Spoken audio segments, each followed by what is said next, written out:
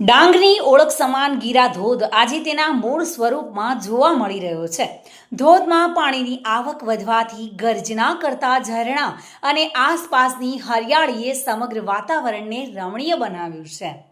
આશરે 100 ફૂટની ઊંચાઈથી નીચે પડતો આ જળપ્રપાત પર્યટકોને એક રોમાંચક અને રમણીય અહેસાસ કરાવે છે. વધઈથી માત્ર 4 કિલોમીટર દૂર આંબાપાડા નજીક સ્થિત આ ધોધ 25 મીટરની ઊંચાઈ અને 300 મીટરની પહોળાઈમાં ફેલાયેલો છે, જેના કારણે તેને ગુજરાતનો નાયગ્રા પણ કહેવામાં આવે છે. છેલ્લા 24 કલાકમાં વધઈમાં 85 મીમી, આહવામાં 62 મીમી, સુબીરમાં 52 મીમી અને સાપુતારામાં 43 મીમી વરસાદ નોંધાયો છે.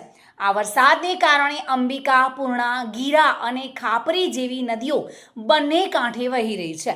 સાપુતારામાં ગાઢ ધુમ્મસભર્યું વાતાવરણ છવાયું છે, જેને કારણે વાહન ચાલકોને સિગ્નલ લાઇટ ચાલુ રાખવાનો વારો આવ્યો છે. પ્રકૃતિના નજારાને માણતી વખતે રોમાંચ અને આવેશમાં સેલ્ફી કે ફોટોગ્રાફીના ચક્કરમાં જોખમી સ્થળોએ જવાનું ટાળવું જોઈએ, કારણ કે સુરક્ષા અને સાવધાની રાખવી પણ એટલી જ જરૂરી છે.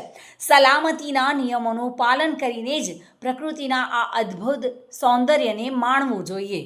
ચોમાસાની ખરી મજા માણવા માટે ડાંગ જેવું બીજું કોઈ જ સ્થળ નથી. જેથી જ પ્રકૃતિ પ્રેમી પ્રવાસીઓની પહેલી પસંદ હંમેશા ડાંગ અને તેના મનમોહક ધોધ રહ્યા છે.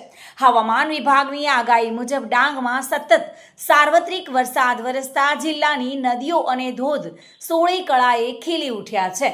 ડુંગરો લીલી ચાદર ઓઢીને આહલાદક દ્રશ્યો સર્જી રહ્યા છે, જે પ્રવાસીઓ માટે આકર્ષણનું કેન્દ્ર બન્યા છે. જાણે દૂધની નદીઓ વહેતી હોય તેવા ધોધના મનમોહક આકાશી દ્રશ્યો પણ સામે આવ્યા છે. Bureau report, today Gujarati news.